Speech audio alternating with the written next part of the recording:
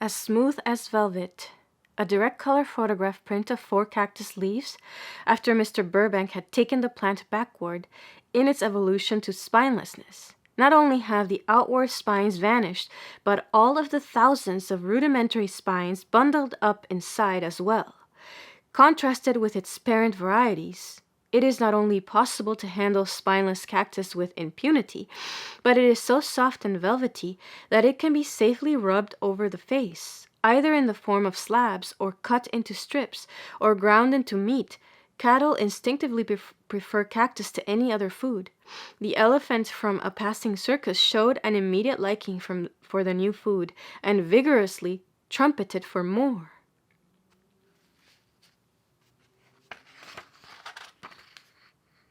One such surviving cactus has transformed throughout the ages and ages of time, meeting new conditions, with changes so slight as to be almost imperceptible, but gradually accommodating itself to the conditions under which it lived and grew. One such survivor out of all the billions of cactus plants that have ever grown would have been sufficient to have covered the deserts of the world with its progeny, to have produced all of the thorny cactus which we have in the world today. You see, said Mr. Burbank, the cactus did not prepare in advance to meet an enemy. It simply adapted itself to changing conditions as those conditions arose. First, surviving the desert drought and the broiling sun, it threw its roots deep so that its main source of life was below ground. Then, attacked by an enemy which ate off the leaves above the surface, it still had life and resistance to try again. Ineffectually at first, it began to build its armor, but each discouragement proved but the incentive to another attempt.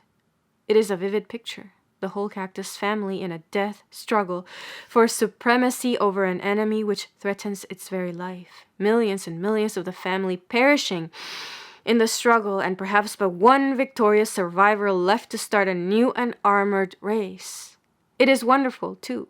But whenever we plant a cactus slab today, we see evidences of adaptability more wonderful than this. The slab of cactus is a brilliant green as we put it in the ground. It is flat, of an oval shape, an inch or less in thickness. Its internal structure is of soft, mushy fiber, mostly water. As that slab sends down roots, it begins to prepare itself to bear the burden of the other slabs, which are to grow above it. The thin, flat shape thickens out until it is almost spherical, thus presenting a curved surface in 4 directions instead of in 2. It braces itself against the winds which will play with the new slabs far above it. Its mushy wood fibers grow tough and resistant. It loses much of its watery character. It changes in color from green to brown. It loses its velvety skin and develops a bark like that of a tree. Within a year after planting, this cactus slab will have changed. Within a year after planting, this cactus slab will have changed in appearance and in characteristics to fit itself to the new conditions which surround it. It will have changed its structure to bear weight and stand strains. It will have modified its internal mechanism to transmit moisture instead of to store it. It will have remodeled its outer skin to protect itself from the ground animals, from which when it was a slab high up on another cactus plant, it knew and feared no danger. Is it more wonderful that, unseen by us, a plant should have adapted itself to the desert and, through the ages, have armored itself against an enemy than that, before our eyes, in a single year it should meet changed conditions in an equally effective way? Is it more wonderful that it should grow spines than that it should grow slabs, which in turn have the power to grow other slabs? Is not the really wonderful thing the fact that it grows at all? A transformation seen in the making. In the direct color photograph print shown here, it will be noted that the bottom slabs of the plant have lost their flat oval characteristics and have thickened out into a rounder shape, better suited to stand the strains of carrying the heavy slabs above. Also that the green color and smooth texture of the leaf has changed to woody bark, affording protection from abrasion and rodents. The transformed slab on which this plant is growing was as flat and smooth and oval and green when planted as those now above it. The photograph was made 2 years after planting. This is simply one of countless evidences to be found throughout plant life that plants are what they are by reason of their environment.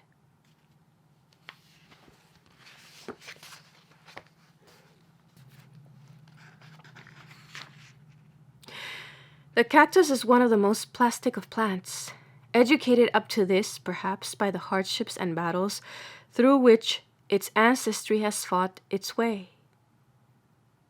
A slip cut from a rose bush, for example, must be planted in carefully prepared ground of a suitable kind at a certain time of the year with regard to moisture and temperature. It must be watched and cared for until it takes root and begins for itself. Under continued cultivation, the rose bush has lost some of its ability to make its own way. But the cactus, having come up from a line of warriors with every hand against it, needs no such care. Every one of the 50 or more wart-like eyes on its every slab is competent to throw out a root, a fruit, or another slab, whichever the occasion seems to warrant. Lay a cactus slab on hard ground, unscratched by a hoe, and the eyes of its underside will throw long yellow roots downward, while the eyes on the upper side await their opportunity. Once the slab is rooted, to throw their other slabs and their blossoms upward. As the tiny buds grow from the eyes, it is impossible by sight or microscopic examination to determine which will be roots, which will be fruits, or which will be other slabs. It is as though the cactus, inured by hardship and prepared for any emergency, waits until the very last possible moment to settle upon the best suited means of reproduction, as though the bud, having started, becomes a root if it finds encouragement for roots, or a fruit if seed seems desirable, or an upward slab if this can be supported. Nor does its attempt at reproduction require much encouragement. 50 young cactus slabs laid on a burlap-covered wooden shelf 4 feet above ground were found to have thrown long roots down through the burlap and through the cracks of the boards within a few days. After a year in the dark, the big cactus leaf shown here lay forgotten for 1 year in a dark closet in Mr. Burbank's old homestead. By accident, the door of the closet was left open for a few days, allowed a faint light to reach it, and the slab responded by throwing out a large bud, sickly-looking baby slab toward the light. During its year in the dark, this slab of course had no moisture except what was contained within itself, and the only evidence of its deprivation is shown by the fact that at the bottom of the slab and in other spots the fiber has begun to turn to wood.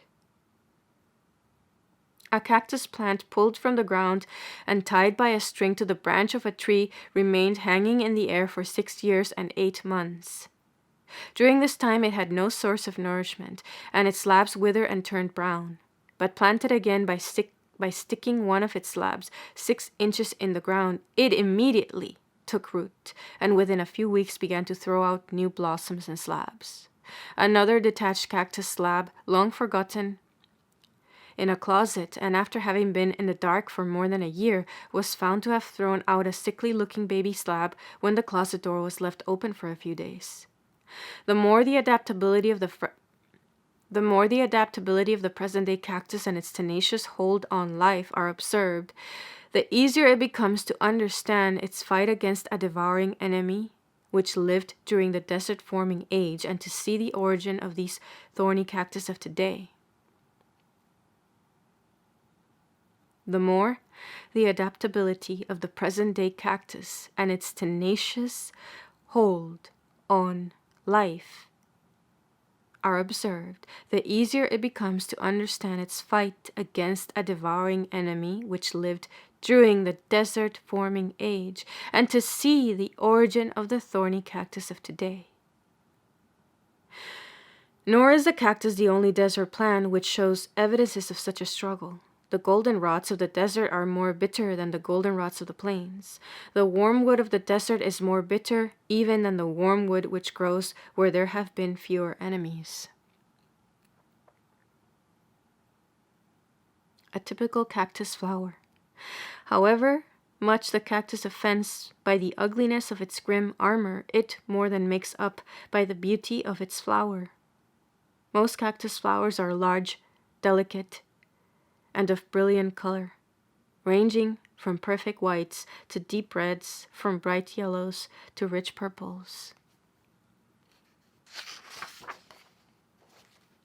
The yuccas, the aloes, the euphorbias all have counterparts in their families, which, needing less protection, show less bitterness, less poison, fewer spines. And even rare cactus plants from protected localities and those of the less edible varieties give evidence by the fewness of their spines that their family struggle has been less intense than the struggle of the cactus, which found itself stranded in the bed of a former inland sea.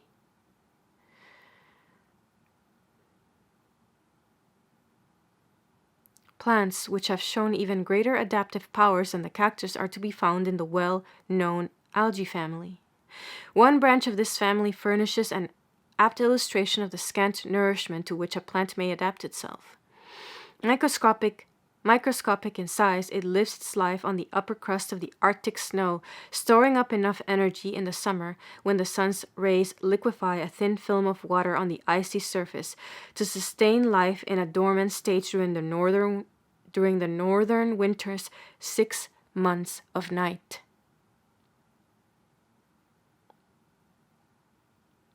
With nothing but the moisture yielded from the snow and what nutriment it can get from the air, this plant, called the red snow plant, multiplies and prospers to the extent that it covers whole hillsides of snow like a blanket covers them so completely.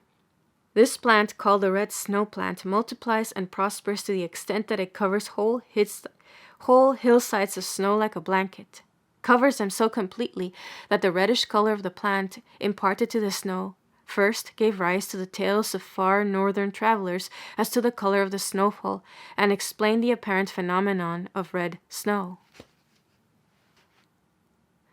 Another division of this family, going to the opposite extreme, thrives in the waters of Arrowhead sulfur springs in California. Lives its life and reproduces itself in water so hot that eggs may be easily cooked in it. Contrasted with these microscopic members, one thriving on the Arctic snows, the other in water at the boiling point, there is still another member of this family which has become the largest plant in the world. This, the gigantic seaweed of the Sargasso Sea, is taller and larger than the greatest giant redwood which California has produced. And so on. Some of this family of the algae grow on and in animals, some on other plants, some on iron, some on dry rocks, some in fresh water, and some in the salt seas. The monkey puzzle tree, a form of which is illustrated by a direct color photograph print, shows an adaptability to environment as striking as that of the cactus, although for an entirely different purpose. At the top of the monkey puzzle tree, so-called, are borne several nuts containing the seed of the plant. In the case of the cactus, the thorns were thrown out to protect the plant itself from destruction. But in the case of the monkey puzzle tree, the animals threatened not the tree itself, but its offspring. Its nuts were so highly prized by the monkeys, and their number was so few that it was forced to take protective measures to keep its seed out of reach of enemies. From this we begin to see that each plant has its own family individuality, its own family personality. Some plants, in order to ensure reproduction, produce hundreds of thousands. Some plants, in order to ensure reproduction, produce hundreds or thousands of seeds, relying on the fact that in an oversupply, a few will likely be saved and germinated, while other plants producing only a few seeds protect them with hard shells or bitter coverings, or, as in the case of the monkey puzzle tree, with sharp spines which make access impossible. A striking example of spines for protection, this tree bears but few seeds and protects them with a spiny armor from destruction by monkeys. The nuts are borne at or very near the top, and the spines are so sharp that it is impossible for any animal to climb the tree. Where the cactus spines are designed to protect the plant itself, the monkey puzzle spines are designed to protect the offspring of the plant, represented by its seed. In the deep canyons of California's mountains, there grows a member of the lily family, the trillium.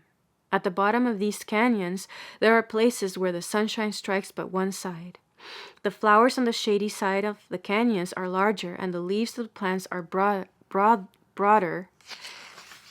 and the bulbs are nearer the surface than those of the plants which grow where the sun gets at them. On the other side of the same canyons, the bulbs grow deep in the soil, and the leaves and the blossoms transform themselves to protect their moisture from the sun, which is all that the cactus did when the sea was turned into a desert. Which is all that the cactus did when the sea was turned into a desert. Along the Pacific coast from Oregon, well down into California, there grows a common wildflower of the pipewort family. Inland, a little way, say 10 or 15 miles, the stalk of this plant is smooth, and with hardly the suspicion of a hair. But along the shore, where the northwest winds pick up all of the finer particles from the beach and form a sandblast, the plant has developed a stalk so covered with hairs that it is as woolly almost as a sheep, perfectly protected against the sand enemy, which is all that the cactus did when the antelopes came to destroy it. This direct color photograph print will give a good idea of the density which a field of Mr. Burbank's cactus attains. All of the cactus shown here is under 4 years old, some of it less than 3. Each plant was started simply by planting a single slab in the hard adobe soil, a soil on which few useful plants will grow. On the acre on which this picture was taken, there is still a growth of cactus, in spite of all that has been cut off, weighing more than 1 million pounds. The rapidity of cactus growth is illustrated by the fact that a single hot day in June will add a ton in weight to this acre cactus patch. Let the cactus, battle-scarred and inured to hardship, teach us our first great lesson in plant improvement, that our plants are what they are because of environment, that simply by observing